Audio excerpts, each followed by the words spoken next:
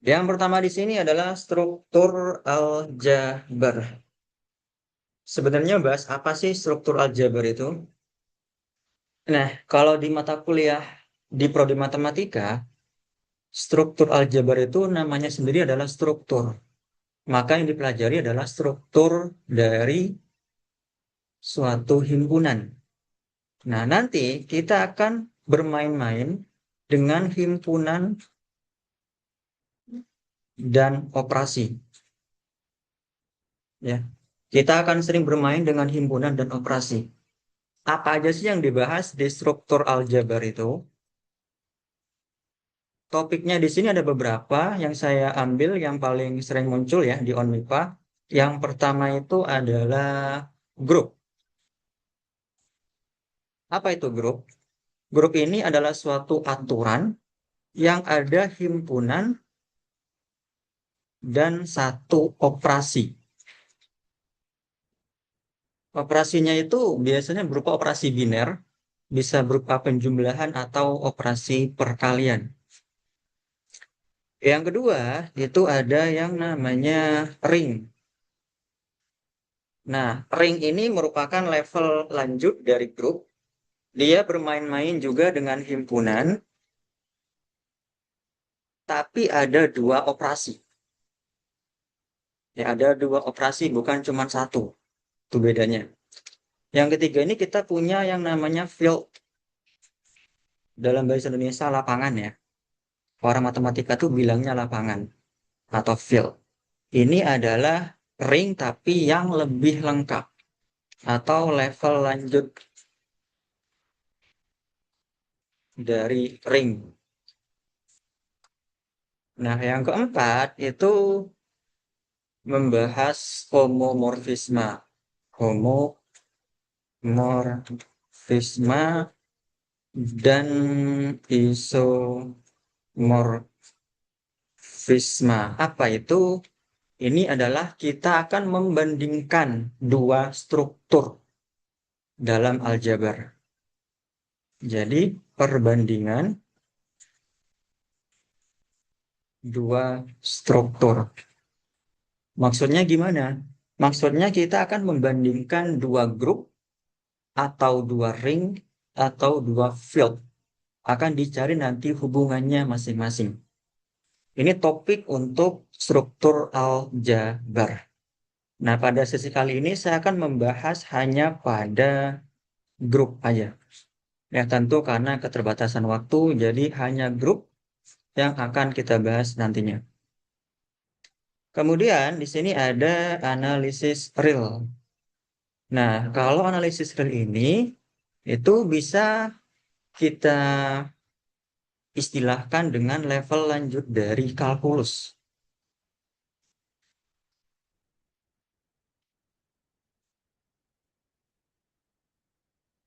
Analisis dalam bilangan real.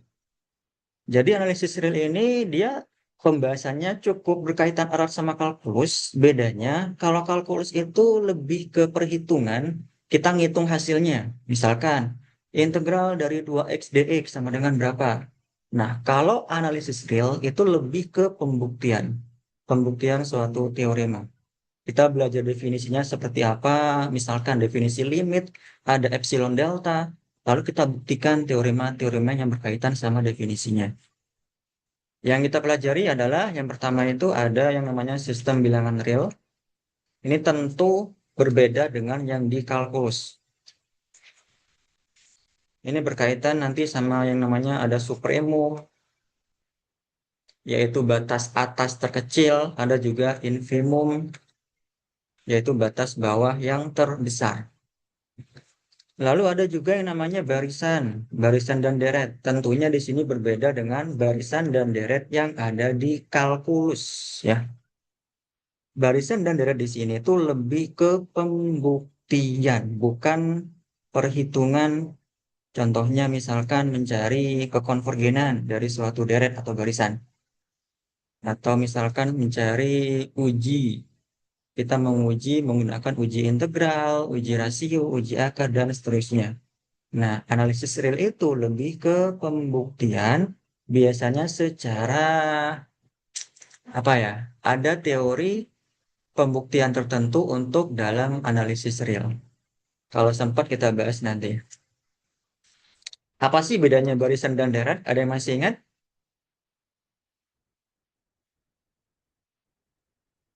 Bedanya barisan dan deret, ada yang masih ingat? Kalau barisan eh, kayak nggak ditambahin gitu, kalau deret ditambahin. Oke, barisan tuh bahasa Inggrisnya sequence alias urutan. Jadi kita urutkan ya. Urutan yaitu satu, dua, tiga, dan seterusnya. Kalau deret itu adalah penjumlahan atau series. Jadi satu ditambah dua ditambah tiga dan seterusnya. Seperti itu. Nomor tiga itu nanti adalah limit. Limit dan kontinuitas. Limit di sini itu lebih ke definisi sama teoremanya. Definisinya itu menggunakan epsilon delta. Bagi yang sudah belajar kalkulus ya, epsilon delta pasti tahu. Kemudian kontinuitas itu fungsi yang kontinu. Kalau misalkan saya punya suatu fungsi fx sama dengan satu per x. Ada yang tahu nggak nilai limitnya ini berapa? Ketika x-nya menuju tak hingga. Nol. Tahu dari mana, no?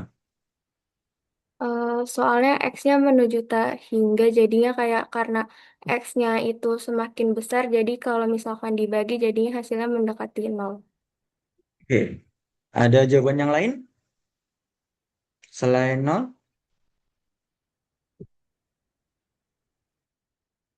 Kapan sih limit itu dari suatu fungsi punya nilai? Kapan limit itu terdefinisi? Limit itu akan terdefinisi kalau limit kiri dan limit kanannya punya nilai yang sama. Apakah pada fungsi ini limitnya sama, kanan dan kirinya? Sama nggak kira-kira?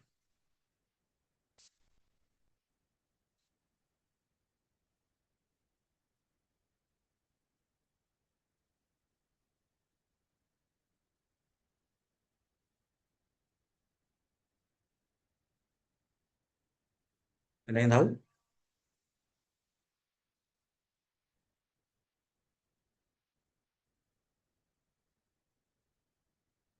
Bagaimana kalau saya ganti limitnya x menuju 0 dari fx? Hasilnya berapa?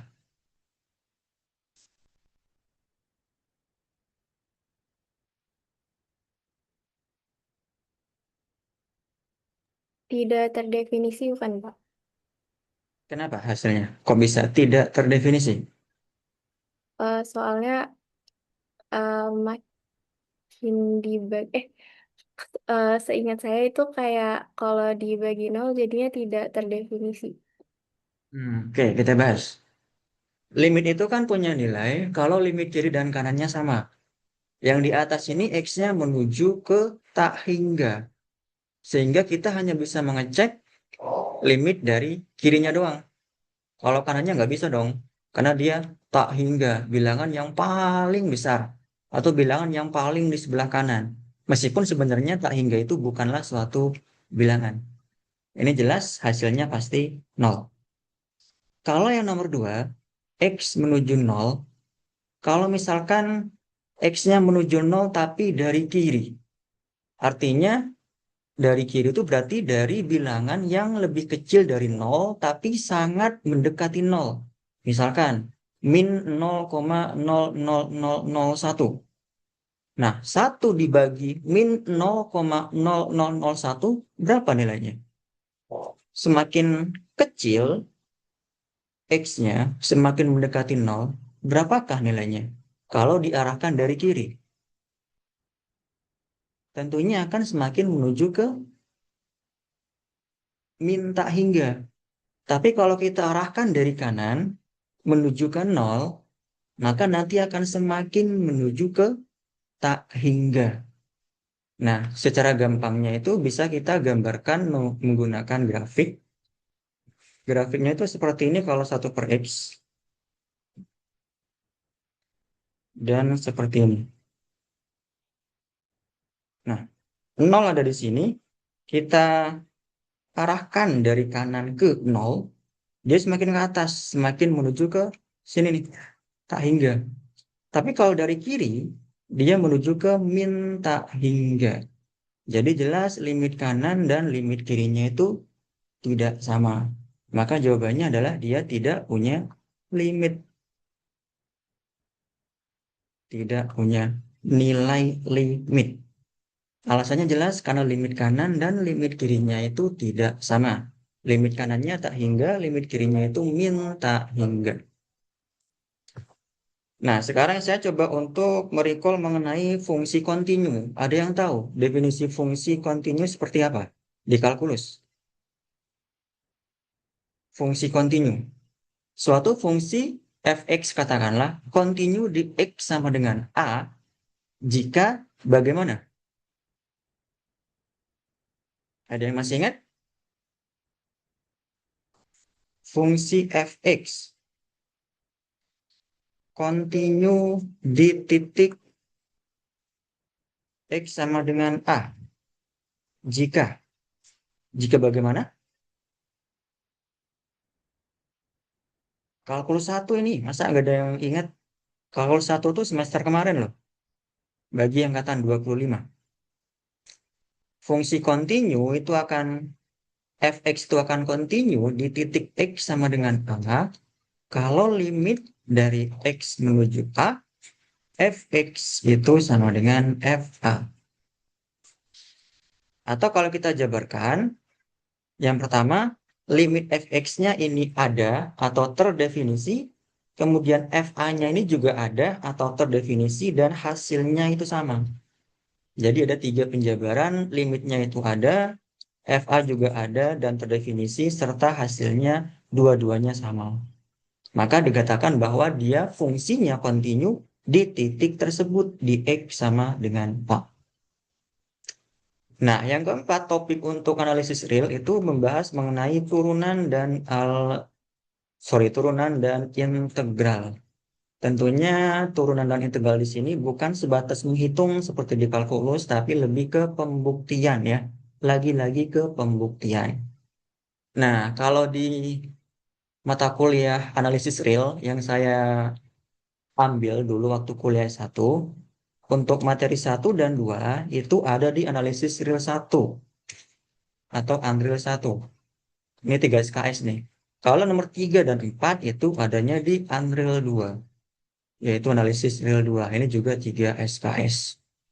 Jadi kalau kita pelajari hanya dalam waktu 2 jam ya sangat-sangat kurang ya. Makanya besok kita adakan lagi pembimbingan supaya ya seenggaknya teorinya sudah kita punyai, meskipun kita jarang juga latihan soal, nggak apa-apa. Seenggaknya kita punya fondasi, punya landasan teori yang cukup kuat, sehingga bisa untuk seenggaknya punya gambaran lah ya. Meskipun nanti susah ngerjain soal-soal, nggak masalah. Seenggaknya kita udah tahu definisinya, teorinya, dan lain sebagainya. Nah, kalau analisis kompleks ini sebenarnya mirip dengan analisis analisis real, cuman bedanya dia analisis dalam bilangan kompleks. Bilangan kompleks itu bilangan imajiner ya, bagi yang belum tahu. Jadi rumusnya itu Z sama dengan X ditambah IY. Z ditambah IY. Ini adalah dalam bentuk Kartesius. Dan nanti bentuk Kartesius ini bisa kita ubah dalam bentuk koordinat pola ya, koordinat polar. Nanti akan kita bahas mengenai modulus dan ada juga sudut, ada sin, cos, dan tangen. Ya, kira-kira gitu ya. Oke, langsung aja kita bahas untuk soal di sini, soal nomor 7. Buktikan bahwa Z plus itu merupakan grup abelian.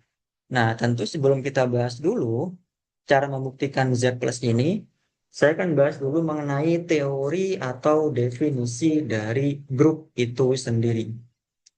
Grup. Nah, kalau kita punya grup, grup itu misalkan kita simbolkan dengan G seperti ini.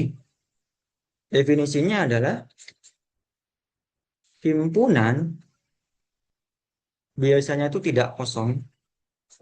Jadi grupnya itu himpunan yang ada isinya G. Lalu dengan operasi start. Ini operasi biner ya. Operasi biner itu adalah operasi dari dua elemen yang nanti akan menjadi satu elemen dalam himpunan yang sama. Nah, di sini akan membentuk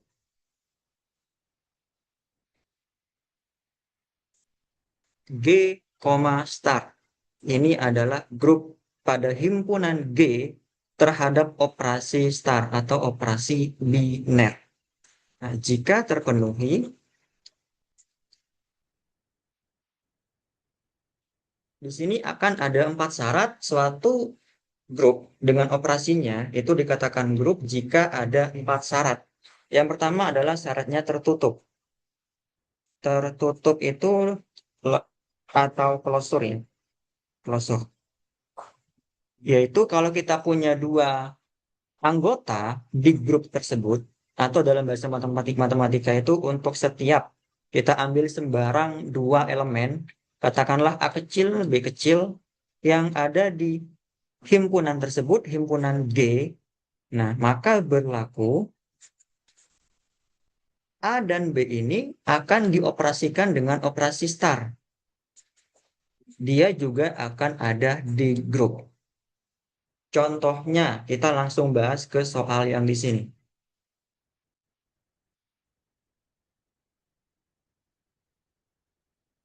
Contohnya untuk soal di sini, apakah Z, cos, yaitu himpunan bilangan bulat, ya, jangan salah, Z itu himpunan bilangan bulat, diambil dari bahasa Jerman, yaitu Zahlen, yang artinya bilangan bulat, dikenakan operasi penjumlahan. Apakah dia merupakan grup abelian? Perhatikan syarat nomor satu, tertutup. Berarti kita menuliskannya gimana? Untuk setiap A, B yang ada pada himpunan bilangan bulat, saya kira tahu ya, bilangan bulat itu adalah bilangan yang dimulai dari berapa?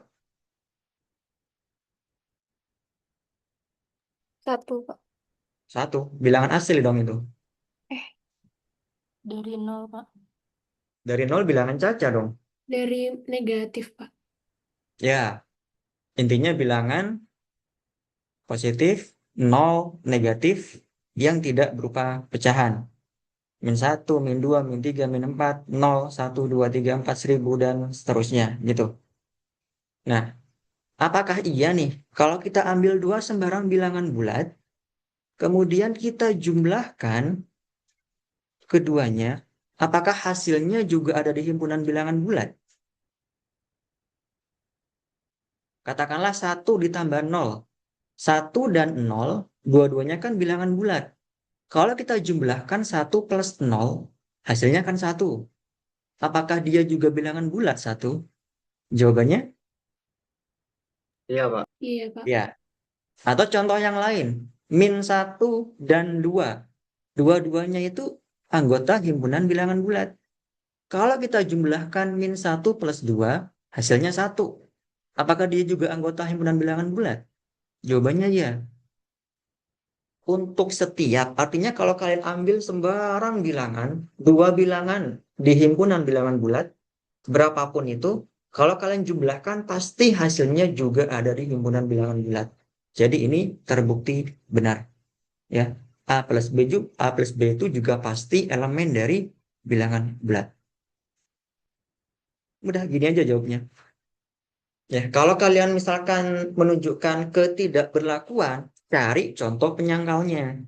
Cari satu aja yang membuat sifat ini tidak terpenuhi.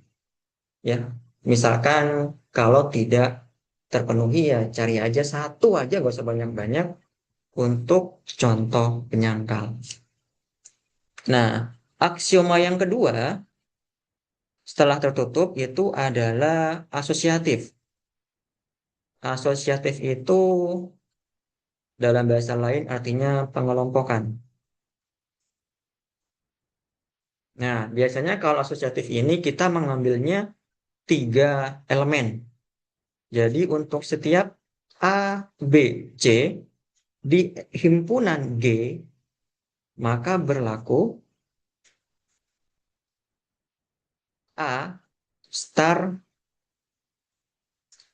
B star C itu sama dengan A star B star C. Seperti ini.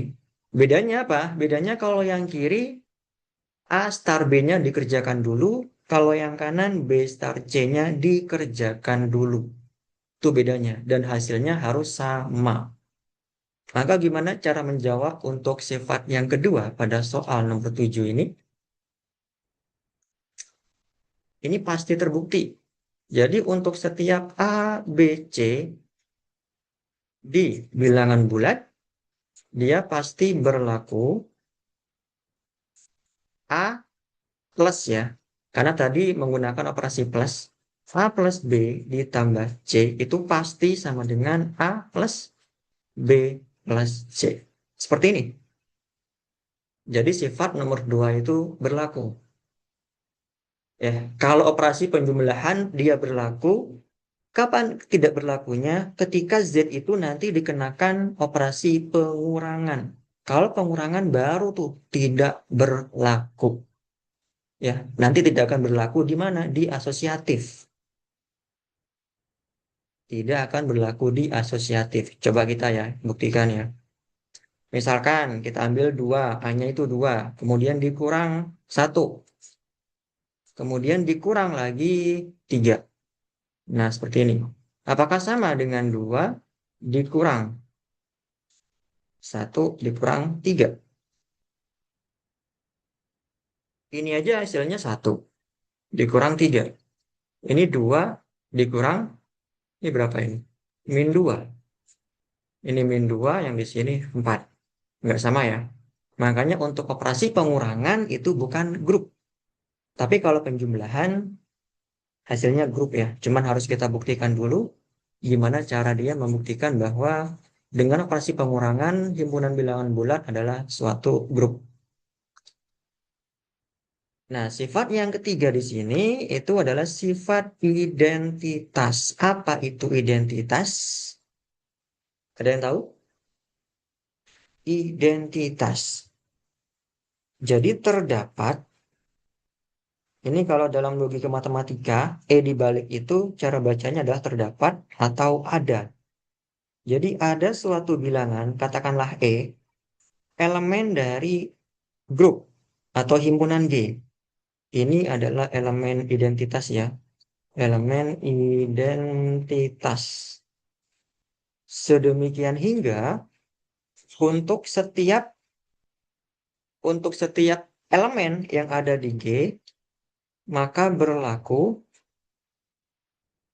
A star E itu sama dengan E star A sama dengan A. Nah, kalau dalam penjumlahan, E-nya itu berapa? Ada yang tahu? Nol bukan, Pak? Nol, Ya, Pak. 0. Gampang ya. Kalau dalam penjumlahan itu elemen identitasnya adalah 0. Nah, gimana cara menjawabnya? Ya gampang aja. Identitas. Jadi ada 0 elemen dari Z sedemikian hingga untuk setiap A yang ada di Z berlaku A ditambah 0 sama dengan 0 ditambah A sama dengan A. Jadi sifat yang ketiga sudah terbukti. Nah, sekarang kita masuk ke sifat yang keempat. Sifat keempat itu adalah inverse. Inverse, kebalikan.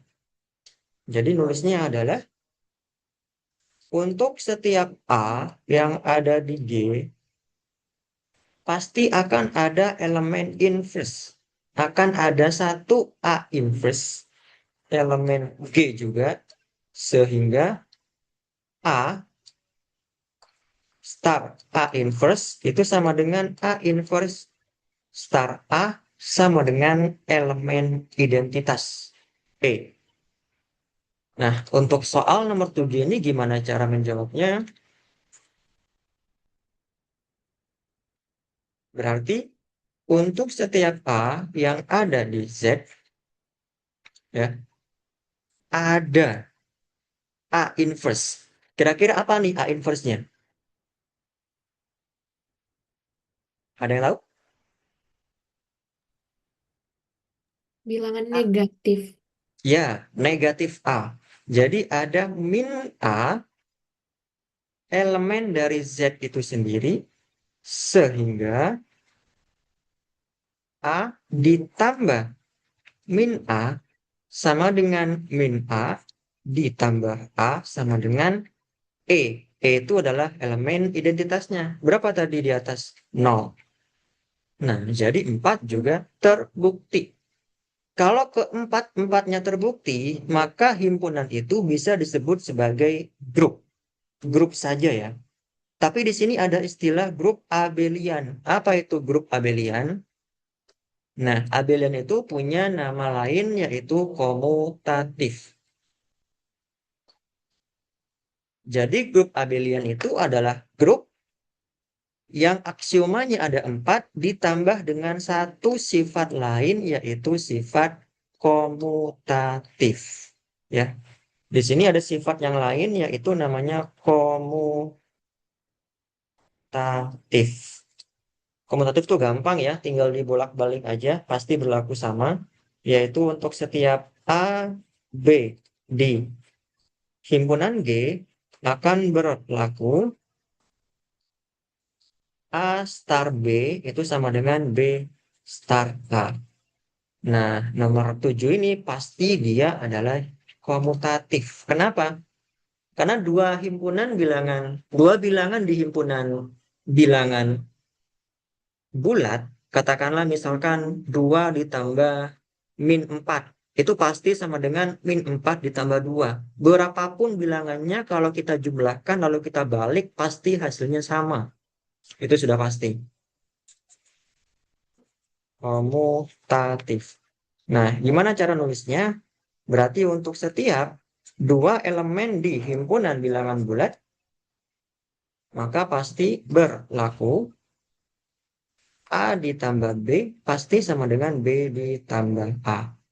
Nah, karena kelima aksioma yang sudah terpenuhi, maka dikatakan himpunan Z dengan operasi penjumlahan adalah grup abelian. Ya, dia terbukti bahwa grup abelian. Itu ya, cara menjawab soal nomor 7. Jadi kalau aksioma grup itu hanya sampai 4, yaitu tertutup, asosiatif, identitas, dan inverse. Kalau grup abelian ditambah satu lagi sifat lain, yaitu sifat komutatif. Ada pertanyaan untuk soal nomor 7, teman-teman?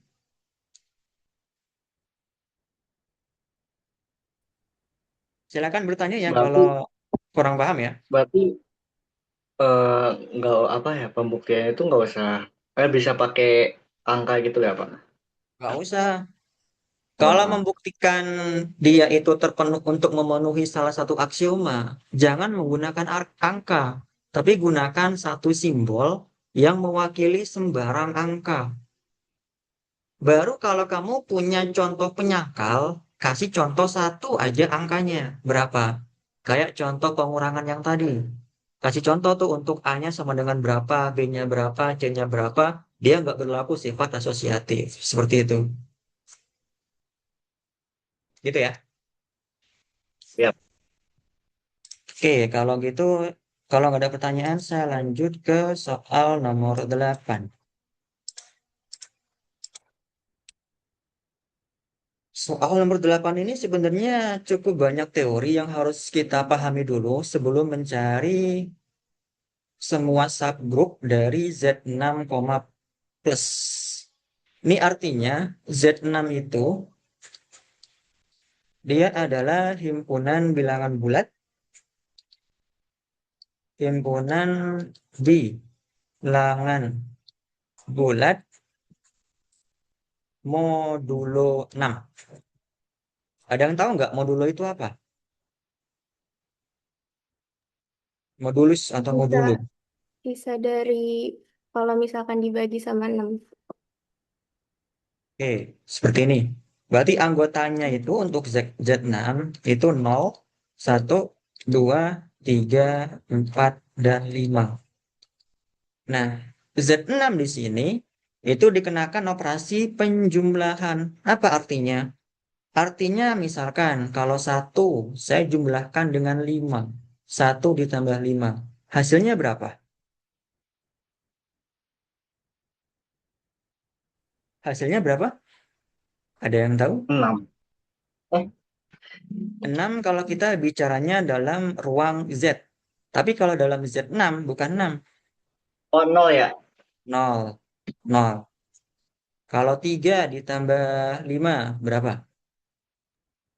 2 bukan, Pak? 2. 2. Seperti itu ya. Ini Z6 itu adalah himpunan bilangan bulat modulo 6. Nah, untuk mempelajari subgrup itu ada banyak teori yang harus kita pelajari. Yang pertama adalah subgrup itu sendiri. Yang kedua itu adalah grup siklik. Ada namanya grup siklik.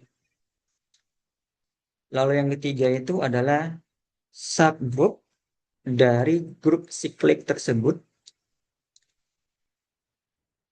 Yang keempat adalah teorema Lagrange. Ini teorema tentang modulo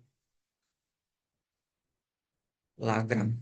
Nah, ini keempat-empatnya ini tidak akan cukup waktunya ya kalau kita bahas semua. Jadi soal nomor 8 ini akan saya khususkan untuk dibahas di pertemuan selanjutnya. Karena kita tidak mungkin bisa menjawab banyaknya subgroup atau tentukan semua subgroup dari Z6 itu tanpa memahami keempat teori yang ada di sini. Subgroup, kemudian ada grup siklik, ada subgroup dari grup siklik, dan ada teorema Lagrange. Gak apa-apa ya?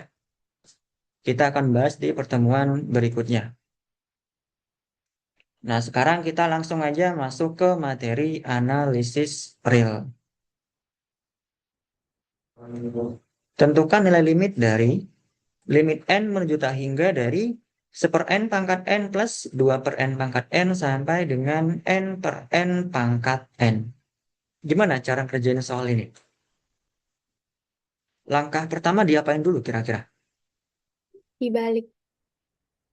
Dibalik.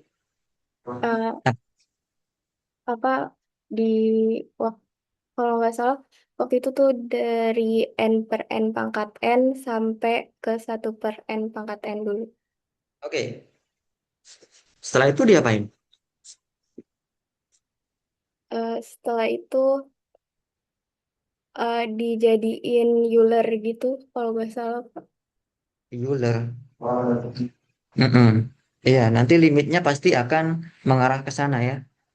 Karena kita punya teori untuk limit ya. Ini juga teori yang sangat penting. Jadi kalau kita punya limit untuk n menuju tak hingga dari 1 ditambah 1 per n itu sama dengan pangkat n ya. Itu sama dengan e. Nah, gimana jadinya misalkan kalau limit n menuju tak hingga 1 ditambah 2 per n pangkat n. Ini jadinya adalah pangkat E pangkat 2. Nah, kalau duanya saya ganti nanti dengan K, berarti limit N menuju tak hingga 1 ditambah K dibagi N pangkat N itu hasilnya adalah E pangkat K. Ini rumus yang harusnya sudah di luar kepala ya, mengenai limit untuk N yang menuju ke tak hingga. Nanti akan mengarah ke sini nih. Nah, tapi sebelum kita balik ya, sebenarnya benar sih caranya. Ini kita balik dulu nanti ditaruh di depan, lalu ini kita taruh ke belakang. Nah, cuman biar gampang, langkah pertama itu kita cari tahu dulu aja bentuk umum dari deret yang ada pada fungsi ini. Nah, ini kan bentuknya kan deret nih, penjumlahan dari berbagai suku. Suku pertama yang ini suku kedua, ini suku yang ke N. Kita harus bisa menyatakan dalam bentuk umum. Gimana kira-kira bentuk umumnya? Kalau kita misalkan ini itu sebagai SN, ya, berarti SN itu sama dengan 1 per N pangkat N ditambah 2 per N pangkat N,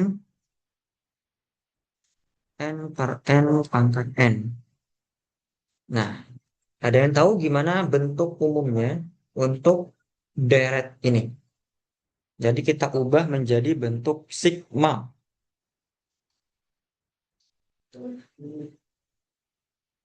Gampangnya itu kita cari aja yang berubah. Yang berubah itu adalah 1, 2, 3, 4 sampai dengan N. Maka ini yang kita ganti. Kita misalkan aja dengan K. Maka K dibagi dengan N-nya tetap ya. N semuanya N. Pangkatnya pun juga N semua. Maka yang bergerak adalah K-nya. K-nya dari mana? K-nya dari 1 sampai dengan N. Dari 1 sampai dengan N. Nah, sekarang kita punya ternyata SN-nya itu bentuknya seperti ini. Sigma K dari 1 sampai N dari K per N pangkat N. Seperti ini. Nah, kemudian setelah ini kita apakan?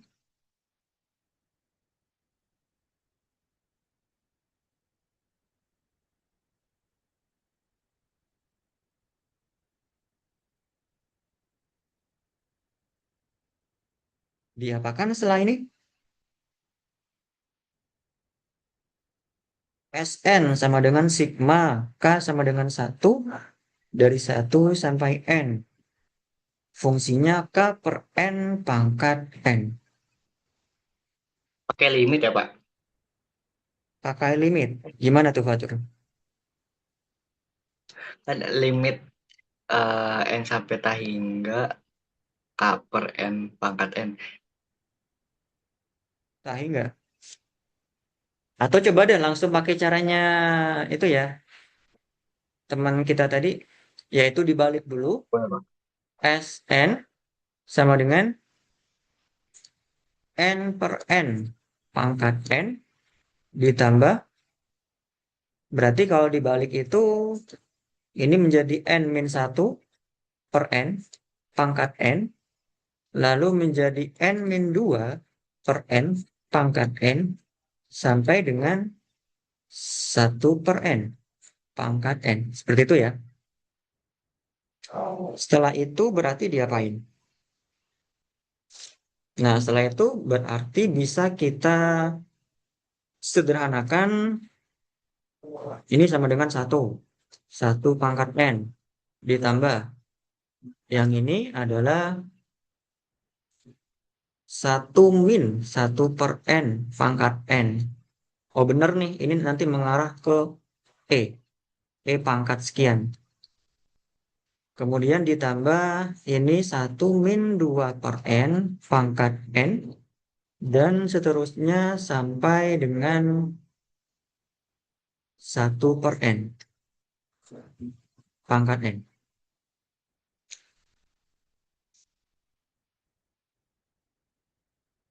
Nah, setelah ini gimana nih? Setelah ini berarti kita bisa ngecek limit pada setiap sukunya. Ngecek limit pada setiap suku. Yaitu ketika N-nya menuju tak hingga. 1 pangkat N berarti berapa itu?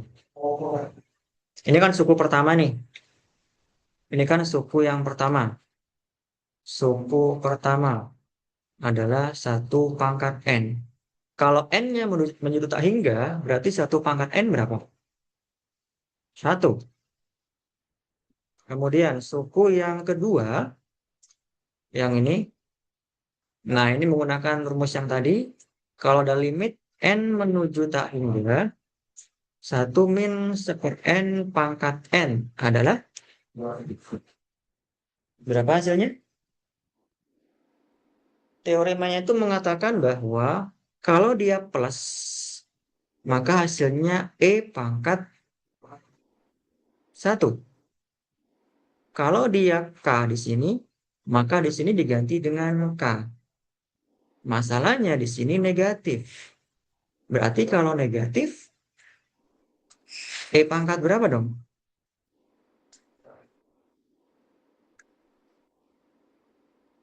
1 min 1 per N pangkat N. Hasilnya adalah E pangkat min 1. Kok bisa? Karena 1 ini kita ubah menjadi 1 plus min 1 per N.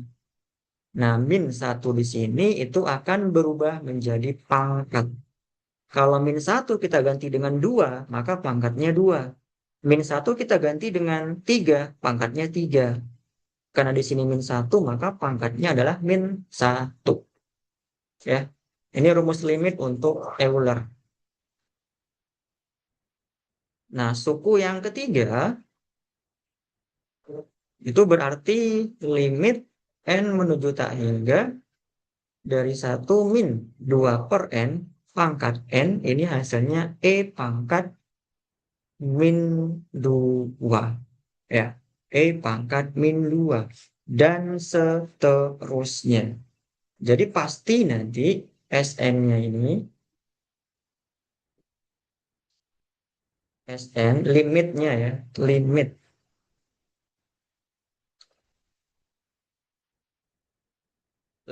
Sn ketika n menuju ke tak hingga itu pasti akan yang pertama mendekati 1, yang kedua E pangkat min 1, yang ketiga E pangkat min 2,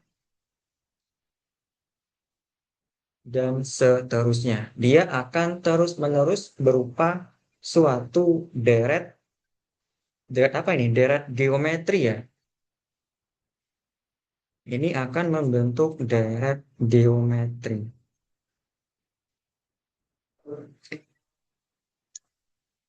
Ada yang masih ingat deret geometri itu deret yang seperti apa? Deret geometri, ada deret aritmetika. Yang rasionya dibagi atau dikali ya, Pak? Nah, deret geometri itu adalah deret yang dua suku berurutan punya rasio yang sama, punya perbandingan yang sama di antara dua suku yang berdekatan. Nah, rasio dari dua suku yang berdekatan di sini, contohnya suku pertama, suku kedua, rasionya berapa? R atau rasio itu kan rumusnya UN plus 1 dibagi UN. Jadi bisa suku kedua dibagi suku yang pertama. Suku kedua di sini adalah E pangkat min 1. Suku pertamanya 1. Berarti rasionya adalah E pangkat min 1. Atau 1 per E. Ini pun juga akan sama kalau kita bagi suku ketiga dengan suku kedua. Pasti juga E pangkat min 1. Ya. Karena definisinya itu rasio itu untuk deret geometri itu rasio dari dua suku yang berdekatan pasti sama. Nah, ciri khasnya itu adalah R sama dengan di sini. Di sini kita punya R sama dengan 1 per E. Dan kita juga punya suku awalnya itu adalah 1. Seperti ini. Selanjutnya ngapain? Kita cari Sn-nya. N menuju tak hingga berarti S tak hingga. Jumlahan dari deretnya ketika deretnya itu mendekati tak hingga.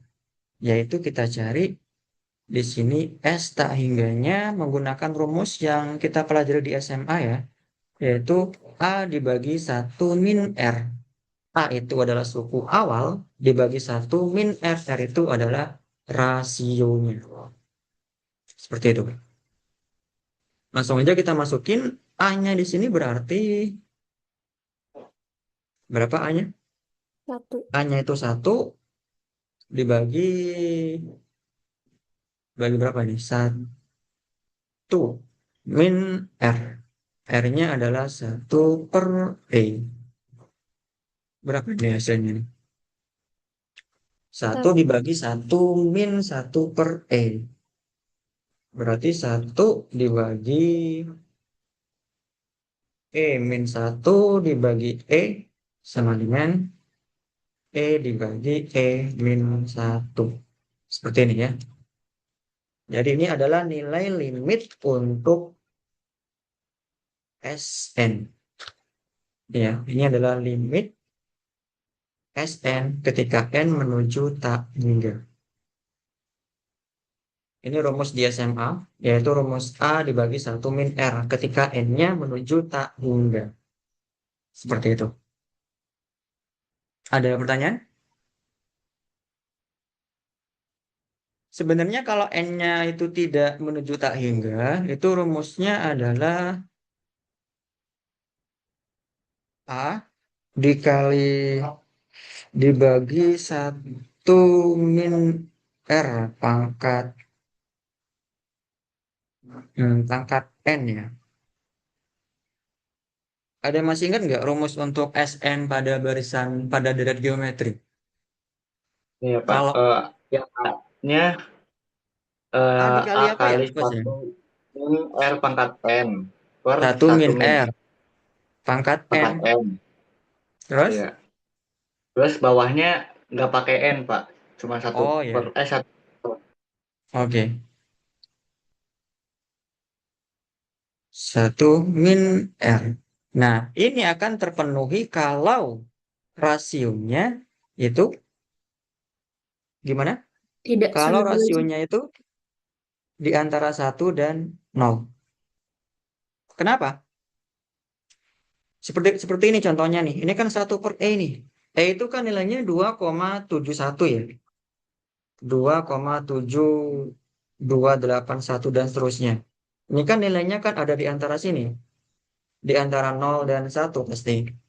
Nah, kalau nilai di antara 0 dan 1, kemudian kita pangkatkan dengan tak hingga, maka nilainya pasti akan mendekati berapa? 1. Eh, Hmm. kalau ada Nol. bilangan di antara 0 dan 1, kita pangkatkan dengan N yang menuju tak hingga, maka hasilnya berapa? 0.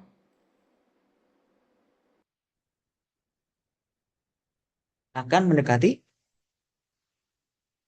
mendekati 0. Ini dipangkatkan tak hingga nih. 1 dibagi dengan 2,7281 pangkat tak hingga. Kan paling besar nih. Jadi kalau suatu penyebutnya lebih besar dari pembilangnya, dua-duanya kita pangkatkan tak hingga, pasti yang bawah itu akan semakin besar. Sehingga pembagiannya itu nanti akan menghasilkan hasil yang semakin mendekati 0. Jadi nanti R pangkat N itu akan menuju ke 0.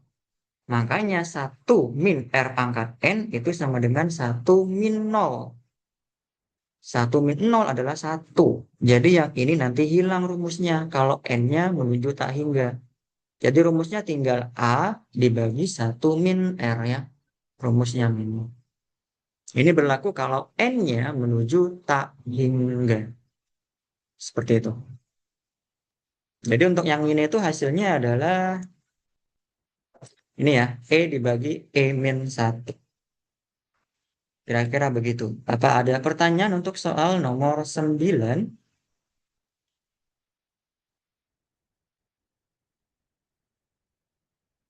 Tidak ada. Oke, kalau nggak ada saya lanjut ke soal nomor 10. Nomor 10 ini teorinya gimana? Ada yang masih ingat di kalkulus 2? Kekonvergenan dari suatu barisan. Ini ada teorinya nih. Barisan dikatakan konvergen jika seperti apa? Limitnya, Pak, ada Limitnya kenapa? punya limit. Punya Mendekati limit. suatu nilai, Pak. Ya. Ya, jadi barisan dikatakan konvergen jika limitnya ada. Dia punya nilai, bukan yang tak hingga. Nah, kita tinggal menghitung nilai dari limit ini. Gampang nih hitung limitnya. Yaitu limit ketika n menuju tak hingga dari akar 2n kuadrat ditambah 1 dibagi 2n plus 1. Ini kalau menggunakan cara cepat di inten atau di GO udah kelihatan ya hasilnya. Berapa kira-kira hasilnya? Setengah, Pak. Salah dong, bukan setengah. Akar 2/2, Pak. Ya, akar 2/2. Udah kelihatan ya. Akar 2/2. Tapi kalau menggunakan cara mahasiswa, itu nggak boleh pakai cara langsung seperti ini. Gimana caranya? Ada yang tahu? Bagi pangkat tertinggi, Pak. Iya, dibagi dengan pangkat tertinggi. Berapa variabel dengan pangkat tertingginya? 2. 2N N ya. pang. N variabelnya aja. Jadi dibagi Oke, N, Pak. yang atas pun juga dibagi dengan N. Di sini kan kuadrat tapi di akar, jadi tetap N. Maka ini menjadi limit N menuju tak hingga yang atas itu bisa kita ubah seperti ini. 2N kuadrat plus 1 dibagi N kuadrat. Yang bawah tinggal 2 ditambah 1 per N. Kemudian limit N menuju tak hingga yang atas menjadi 2 ditambah 1 per N kuadrat dibagi 2 ditambah 1 per N. Udah kelihatan ya? Ini jelas 0, ini juga 0, maka tinggal akar 2 dibagi 2. Atau setengah akar 2. Gitu ya? Jadi yang ke-10 itu setengah akar 2. Ya, ini sebenarnya soal level kalkulus ya. Ini bukan soal untuk level analisis real. Karena masih berupa basic cara menghitung kekonvergenan dari suatu barisan. Kita masih menghitung, bukan membuktikan. Ada pertanyaan untuk soal nomor 10? Tidak ada. Oke, kalau nggak ada, kita lanjut ke analisis kompleks.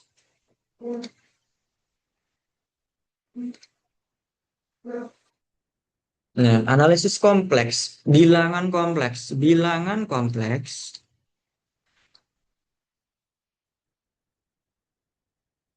Bilangan kompleks itu punya bentuk umum Z sama dengan X ditambah IJ. X itu menyatakan bilangan realnya, Y itu menyatakan bilangan imajinernya. Kalau kita punya grafik kartesius seperti ini, di sini yang sumbu X itu adalah R dari Z, yaitu sumbu X-nya. Yang di atas itu adalah imajiner dari Z. Jadi kalau kita punya contoh di sini, Z sama dengan -1 ditambah I akar 3. Z sama dengan -1 ditambah I akar 3. Berarti -1 ini adalah X, akar 3-nya itu adalah Y. Ya. Jadi re dari Z itu sama dengan -1, artinya dia bilangan real dari Z itu adalah -1, dan bilangan imajinernya dari Z itu adalah akar 3. Seperti itu. Nah, ini dalam bentuk kartesius. Kita ingin menyatakan dalam bentuk polar, dalam bentuk koordinat kutub ya, yang ada modulus dan ada sudutnya. Gimana caranya? Caranya adalah kita tinggal gunakan rumus umum untuk bentuk polar. Bentuk polar itu adalah Z sama dengan R. Kemudian ada cos theta ditambah imajiner sin theta. Seperti ini.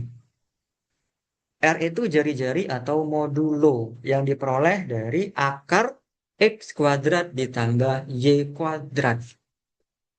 R. R itu modulo atau modulus atau jari-jari. Diperoleh dari akar X kuadrat ditambah Y kuadrat. X-nya itu adalah yang tadi min 1, Y-nya adalah akar 3. Jadi min 1 kita kuadratkan ditambah akar 3 kita kuadratkan. Nah, ini hasilnya adalah 1 ditambah 3, maka jelas hasilnya adalah 2. Jadi kita punya sekarang R-nya 2. Nah, nanti kita tinggal mengganti R yang di sini dengan 2. Kemudian kita cari cos theta dan sin theta. Gimana cara mencarinya? Maka cara mencarinya itu kita tinggal gunakan sifat yang pertama, yaitu sifat tangen. Yaitu tangen dari theta itu sama dengan, kalau dalam sudut segitiga siku-siku, dia siku-siku, di sini theta. Tangen itu yang sisi mana dibagi dengan sisi mana sih? Depan per samping, Pak. Depan per Y samping. per X ya. Iya, Ya, ini Y dibagi X. Jadi Y dibagi X. Y-nya berapa? Akar 3. X-nya min 1. Jadi sama dengan min akar 3. Nih, tangen tetanya itu min akar 3. Berarti tetanya itu sama dengan berapa? 120. Kok bisa 120? eh karena di hafalannya kayak gitu. Oke, tangan itu Itu positif di berapa akar, kuadran Pak? berapa? kuadran 2, Pak. Positif di kuadran berapa? Di Tangan kuadran 3, Pak. kuadran 3. 3. 1 Kalau dan kita punya kuadran, ini yang positif, tiga-tiganya sin, cos, dan tan. Yang di sini sin, di sini tan, di sini cos, gitu ya. Berarti tangan min akar 3 itu ada di kuadran, 2 atau 4. pilih satu aja. 2. 2, kenapa 2. 2? 2 deh. Kenapa 2? Balik lagi ke gambar grafiknya dalam bentuk Cartesius tadi. Z-nya itu kita peroleh min 1 ditambah I akar 3. X-nya adalah min 1. Min berarti di sebelah kiri sumbu Y. Di sini, min 1. Akar 3 ya positif. Di atas sumbu X. Sinilah. Berarti titiknya ada di mana? Di sini. Ini ada di kuadran kedua. Nah, kalau kuadran kedua berarti jawabannya tetanya adalah 180 tinggal dikurang dengan 60 ya. Hasilnya 120 derajat. Seperti itu. Berarti setelah itu gimana? Tinggal dimasukkan tetanya ke dalam rumus yang ini. Nah, jadi kita peroleh Z itu sama dengan R. R-nya itu adalah 2. Kemudian cos theta, berarti cos 120 derajat ditambah I sin 120 derajat. Seperti itu. Ini adalah bentuk polar untuk Z sama dengan min 1 plus I akar 3. Itu ya. Dan ini tidak perlu dihitung ya. Nggak usah dihitung berapa nilai cosnya dan berapa nilai sinnya. Cukup tulis seperti itu. Ada pertanyaan? Pak, izin bertanya. Hah? Itu 60 derajat dapat dari mana ya, Pak?